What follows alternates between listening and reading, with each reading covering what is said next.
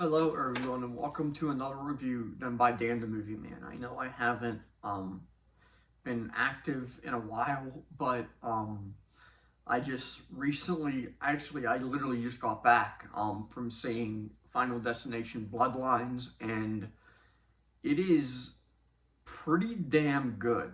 I mean, granted, I'm not a huge fan of this series, but ever since I saw um the preview for this one, I went back and rewatched all of the Final Destinations, and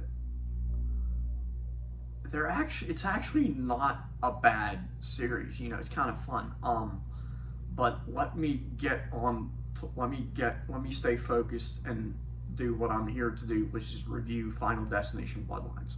One of the things that I like about the Final Destination series is the premonition sequence, the beginning sequence, and this one, the premonition sequence at the beginning of this movie is extremely fun. It's very fun. It's really creative, and you can say the same thing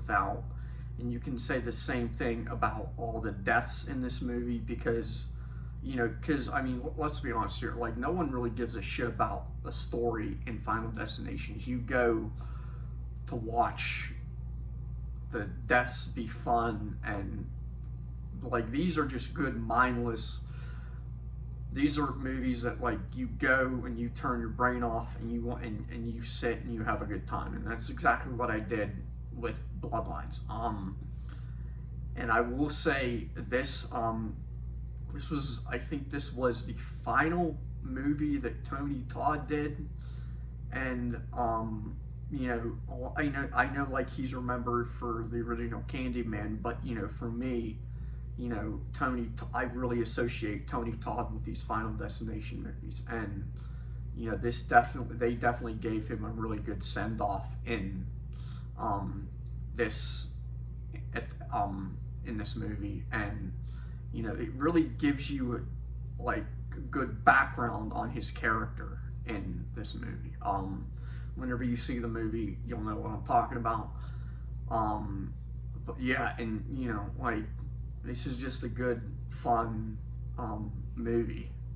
I give this a 7.5 out of 10. I'm not exactly sure where I would rank this one in terms of all the other ones. To me, in my head, it's really hard to beat 3 because, I look at all the deaths in the series, and it's really hard, in my head, it's really hard to top that the roller coaster premonition scene from the third movie, and also it's really hard to top the death of them dying in the tanning bed.